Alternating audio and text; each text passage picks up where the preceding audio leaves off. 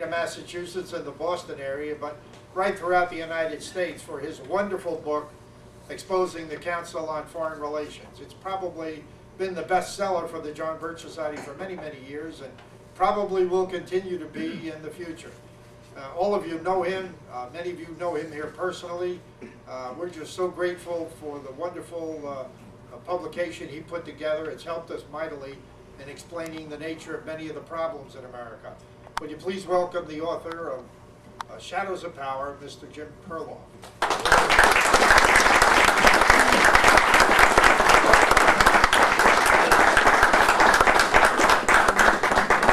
Demonstration, Jim? Yes, Ted.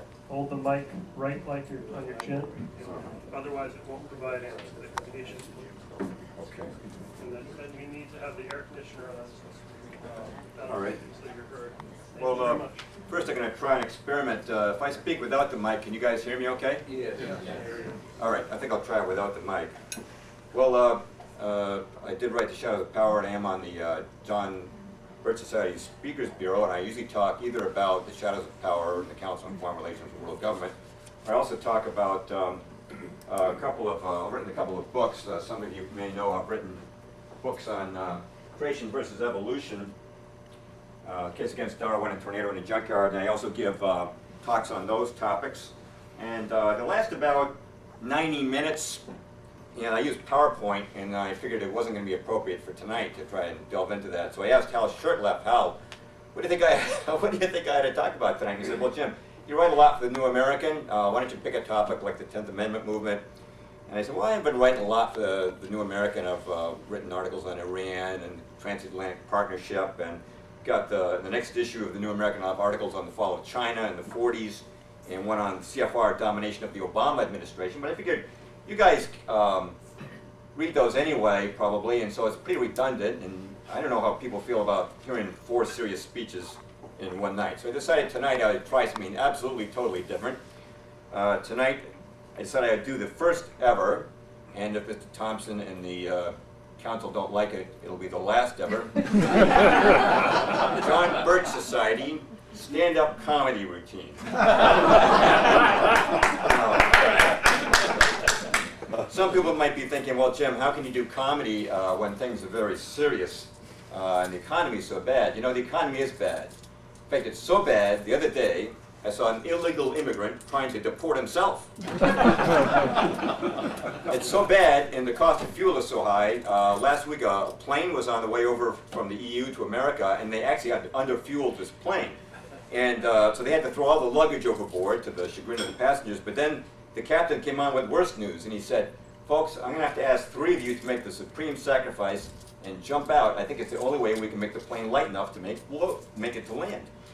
Well, they say that patriotism is dead in the EU, but that's really not true. A very patriotic Englishman stood up and he said, God save the Queen, and he jumped out of the plane. And then a very patriotic Frenchman stood up and he said, Vive la France, and he jumped out of the plane. And the pilot came on and he said, folks, we need just one more person to jump out, and I think the rest of the passengers can make it. So an American stood up and he said, remember the Alamo! And he pushed a Mexican out of the plane.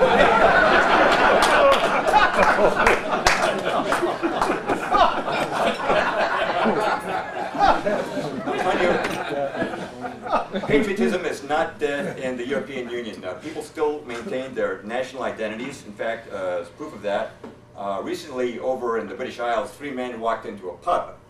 And there was an Englishman, an Irishman, and a Scotsman. And they each ordered a beer. And this pub was full of flies, and each man found that there was a fly in his beer. So how did they react? The Englishman went, pushed his beer away. Wouldn't have anything to do with it. The Irishman put his hand right into the beer, grabbed the fly, flicked it away, and drank down his beer as if nothing had happened. But the Scotsman very carefully picked the fly out of his beer, held it over the mug, and said, spit it out, you wee rascal! Spit it out, he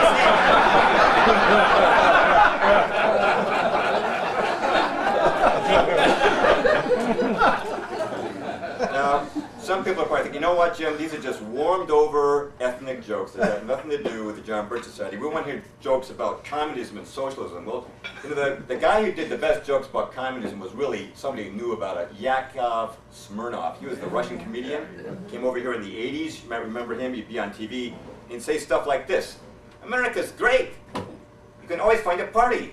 And in Russia, the party always finds you.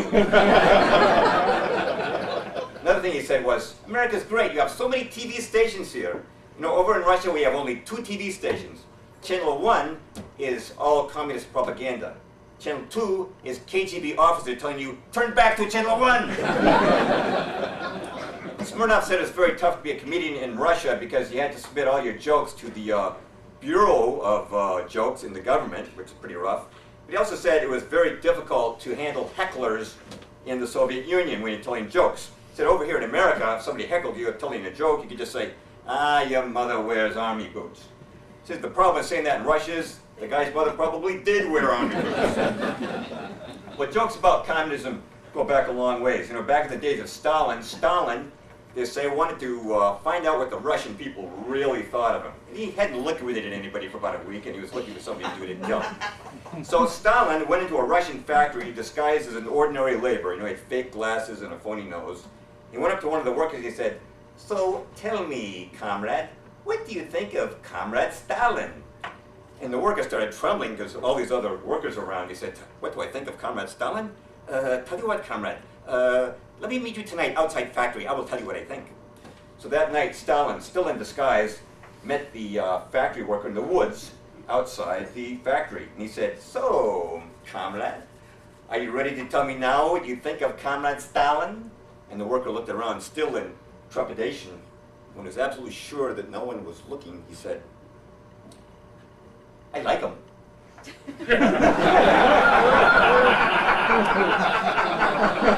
Now, unfortunately, I think many of you in the Birch Society would agree with me that our own American bureaucracy is beginning to rival that of the Soviet Union. In fact, a few years ago, NASA was sending up the astronauts, and they made the horrible discovery that the ballpoint pens our astronauts were using would not work in zero-gravity conditions. So NASA spent 10 years and $120 million of the taxpayers' money to develop a ballpoint pen that would write under zero-gravity conditions. The Russians, on the other hand, used a pencil. There's always been great rivalry between our two countries. In fact, a few years ago, the KGB and the CIA were having a big argument about who had the most effective intelligence service. And they decided to have a contest. And here's what they did. They released a rabbit into a forest, and whoever could find the rabbit first, that would prove they had the best intelligence. The CIA went in first, and they hired informants throughout the forest, and they set up surveillance equipment throughout the forest, but after 3 weeks, the CIA could not turn up the rabbit.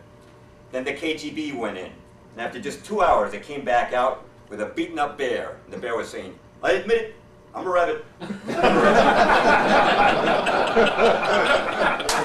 People in the USSR always resented our suggesting that there was no freedom of speech over there. In fact, I got into an argument with a Russian about this back during the Reagan years, and I said to him, look, we have freedom of speech here in America. Here in America, you can stand right in front of the White House, say down with Reagan, and nothing will happen to you. And the Russian said, same thing in Russia, in Moscow. You can stand right in Red Square, in front of Kremlin, and say, down with Reagan. Nothing will happen to you either. Speaking of down with jokes, I don't know if you heard this, but during World War II on the island of Iwo Jima, the Marines were having a rough time getting this very tough Japanese soldier out of a cave. And the sergeant of the platoon got a very brilliant idea. He went to the best sharpshooter on the platoon, and he said, Tex, I want you to go down there, and I want you to go to the mouth of the cave and yell, down with the Emperor. Now, you know how prideful these Japanese are. The guy will come right out of there and you can plug him. So the sharpshooter goes down to the mouth of the cave. He says, down with the Emperor. And just as the sergeant predicted, out marches the Japanese soldier in a huff. And he says, no, down with Roosevelt. And he walks back into the cave. The sergeant's really upset. He goes up to the sharpshooter and he says, Tex, what happened? Why didn't you plug the guy? The sharpshooter says, I'm sorry, Sergeant. but I just could not bring myself to shoot a fellow Republican. Some people might be thinking, Jim, these jokes are stale, World War II and Stalin. Haven't you got anything up to date we want to hear about? CFR dominating the White House today, recent, tell me recent, Well, it's true that we need to do that. So let's take the Bush administration. The Bush administration was dominated by the CFR, of course, and a lot of people felt that it was really Dick Cheney, the CFR man, who was running the show, and that George Bush was just a front man for the public's benefit.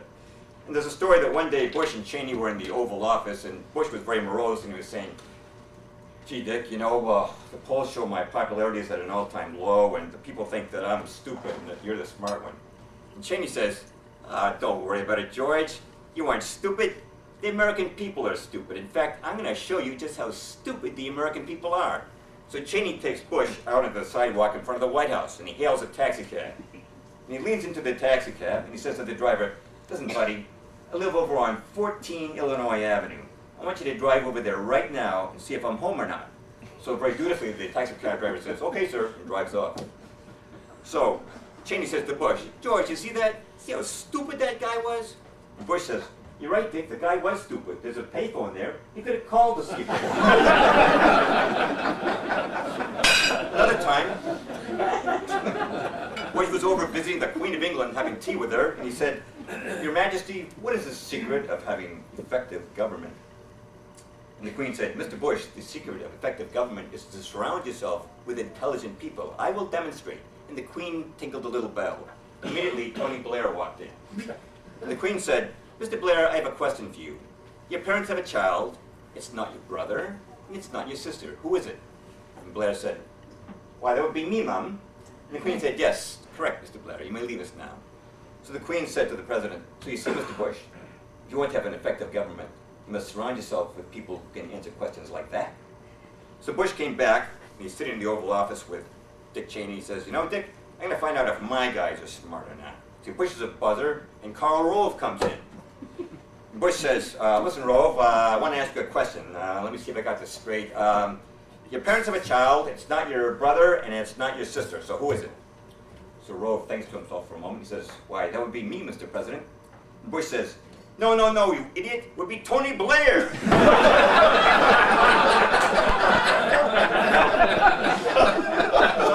Some people think, come on, Jim, even Bush jokes are old hat now. Have you got something related to the Ron Paul campaign? Yeah, I do.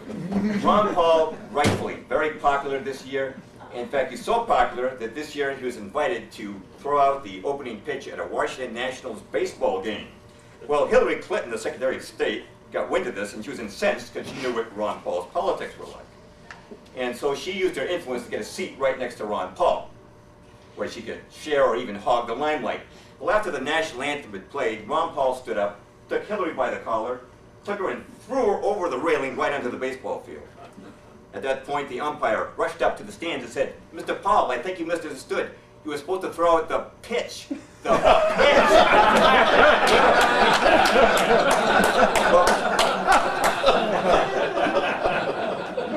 Congressman Paul is from Texas, and we have Texans and Oklahomans here today. And Texans are pretty tough. In fact, this is true. When I worked at Birch Society headquarters when they were in Belmont, Mass., we used to have joked that, we need in Massachusetts some of these tough Texas birchers up here, they would straighten out the state. Well, I don't know if you guys knew this, there's a show on TV called Survivor. They've now come up with one in Texas, it's called Survivor Texas Style. I'm going to read to you the flyer for this show.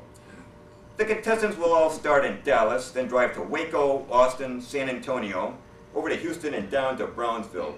They'll then proceed up to Del Rio, El Paso, Midland, Odessa, Lubbock, and Amarillo.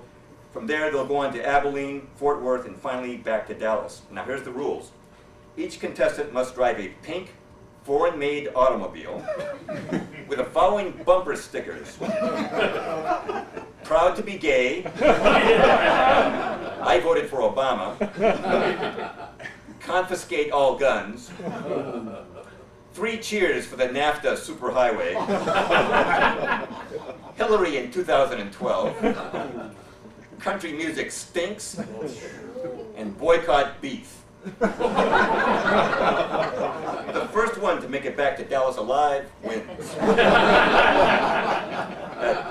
They're still tough down in Texas. You know, they haven't stopped being tough in Texas. In fact, just last month, there was a gay man who walked into a Texas bar and went up to the bartender and he said, "Give me a margarita." He was walking around the bar and he said to one of the tall Texans, "Say, big boy, why don't you and me meet later on?" This guy's walking around acting out the gay lifestyle because he figured this is 2009 and everybody's politically correct today, even in Texas. Then he hears a big thud, a noise coming from the back room. So he goes over to the back room and opens the door, sees a group of men standing there. He says, "What are you boys doing back here?" One of the Texans says, "We're a hanging queers." And the gay guy says, "Well, in that case, I think I'll be That's very politically incorrect, and it's very hard to be politically incorrect these days. In fact, you might have heard about the little girl in public school, just 7 years old, who was being taught by her teacher about whales. And the teacher was saying that a whale could not possibly swallow a human being because even though it's a large mammal, it has a very small throat. Now, the girl was a Christian girl, and she said, "But teacher, that's not what the Bible says. The Bible says that Jonah was swallowed by a whale." Well, this teacher was a real NEA type, like the type that Sam Blumenfeld was talking about, atheist, left-wing. He said, "The Bible is completely wrong about that." So the little girl said, "Well, when I get to heaven, I'm going to ask Jonah." And the teacher said, "What if Jonah went to hell?" The teacher said, and the little girl said, "Then you ask him."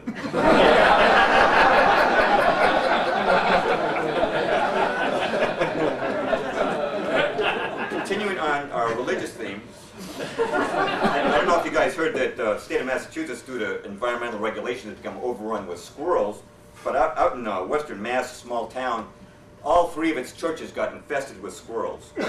And the question was, what are they going to do about these squirrels? Well, the first church decided they couldn't do anything. They said, "Hey, you know, squirrels are God's creation, and if they're in our church, it must be His will." Second church decided to be a little more proactive, but very humane. They captured the squirrels in cages and took them out to the outskirts of town and released them. But after 2 weeks, the squirrels had come back. Only the third church was effective at handling the squirrels. Here's what they did. They baptized the squirrels and enrolled them as members. Now, they only see them on Christmas and Easter. I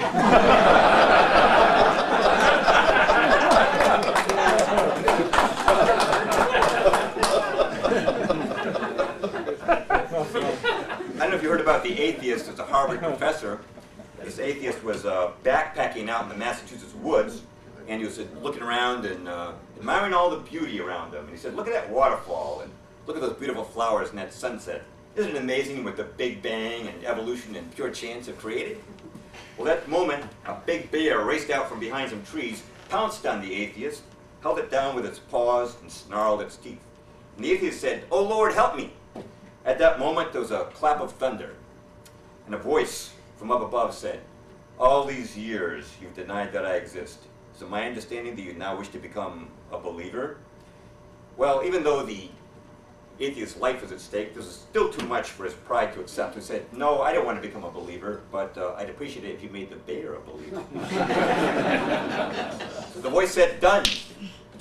And then the bear got on its knees and folded its paws together in prayer and said, "Lord, I thank thee for the bounty I am now about to receive."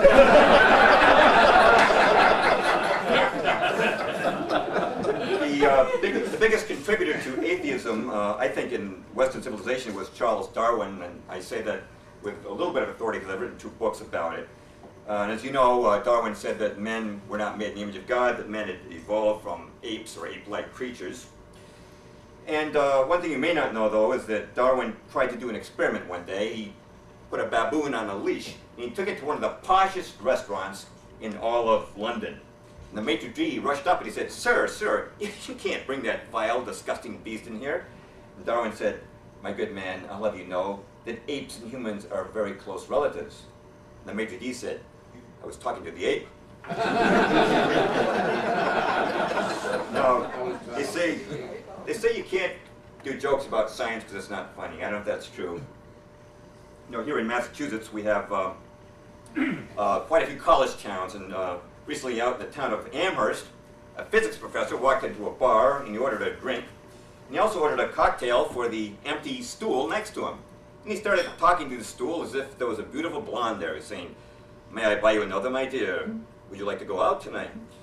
Well, the bartender was looking at this with some curiosity, but he said, well, you know, it's a college town, lots of wacky profs in this town. He was kind of used to it. But this kept happening every night. The professor would come in and order a cocktail for the empty seat next to him and start talking as if there was a beautiful blonde there. Finally, the bartender's curiosity got the best of him, and he said, "Hey, Professor, pardon me for butting in, but how come every night you order a drink for the empty space next to you and start talking to it?" And the professor said, "My good man, I'll have you know that according to quantum physics, there is no such thing as empty space. Particles are constantly appearing and disappearing in space. And it's actually possible, if the correct wave function collapses, the right molecules could come together, and a beautiful blonde could instantly appear before our eyes." So the bartender said, "Well, Professor, you know what? I don't know nothing about science, but this is what I wanted to tell you. You know, every Friday night we got ladies' night here at the bar. You know, some pretty nice-looking ladies come in here on Friday night. So listen, Professor, why don't you come in here on a Friday night and talk to some of the real girls and ask them out? Who knows? Hey, maybe get lucky and one of them would say yes." And the professor said, "Oh, come on, my good man. What are the chances of that happening?" Well, I'm going to do just two more jokes. A redneck joke and a blonde joke. Now, the reason I'm going to do the redneck joke is that I've been paying a lot of compliments to Texans and Southerners in this collection of jokes, and I figure some of our New England natives might resent that, so we'll have to have one redneck joke just for balance. The reason I'm going to do a blonde joke, with apologies to our blondes here, is because in the Bird Society we're all supposed to be male chauvinist pigs. All right, well, it seems that there were these three rednecks down in Tennessee, and they were going home one night, and they were dead drunk. It was the middle of the night. They decided to take a shortcut through the local graveyard. And one of them stumbled over a gravestone, and he pulled out a match and he read it, and he said, "Well, look here, fellas. This gravestone belonged to Bubba Smith from Nashville. He lived to a ripe old age of 88. Next redneck also stumbles over a gravestone, and he lights his lighter and he reads it and he says, "Oh, shucks, I got you beat. This here fella was Ralph Jones from the town of Franklin, and he lived to be 95. The third redneck also stumbles over a stone marker. He says, "Oh, I got you both beat. This here fella lived to be 150. The other two rednecks say, 150? What was his name? And the redneck reads the stone very carefully. He says, "Miles from Georgia."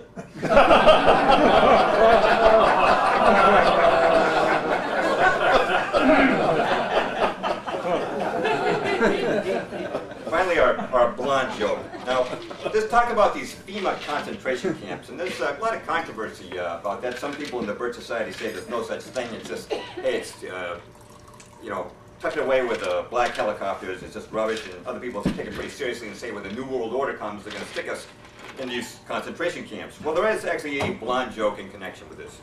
Seems that the New World Order comes, and 3 girls are assigned to a FEMA concentration camp for girls. A blonde, a brunette, and a redhead. Now, the redhead and the brunette are plotting an escape. And the blonde overhears, and she wants to come along. And the redhead, who's kind of bad-tempered, says, "Listen, blondie, you can come along with us, but if you do anything to louse up this escape, I'll break every bone in your body." And the blonde says, "Don't worry, don't worry." So finally the night comes they've been waiting for. It's a very dark night, very cloudy, and the brunette and the redhead use a pair of homemade wire clippers to cut through the barbed wire. And then the 3 girls race out and make their escape. But then the lights flash, the sirens sound, they've been spotted. The girls race into the woods, but the guards are catching up with them with their dogs. And they can hear the dogs barking, getting louder and louder. So the redhead says, "Come on, girls, up into the trees." So each girl climbs up into a tree.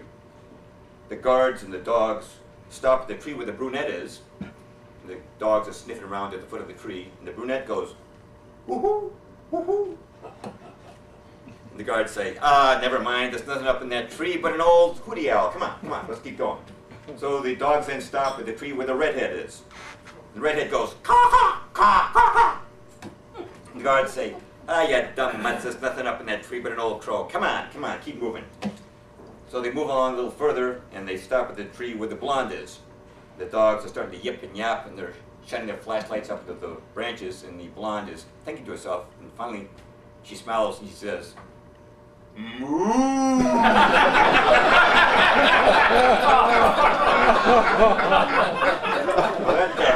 Well, that completes what may be our last ever John Birch stand-up comedy routine. I just want to mention one thing, by the way. I realize that jokes are very individual, and sometimes it can be hurtful, and if I did say anything that offended anyone tonight, I do apologize, but I thank you for putting up with me. Thanks very much.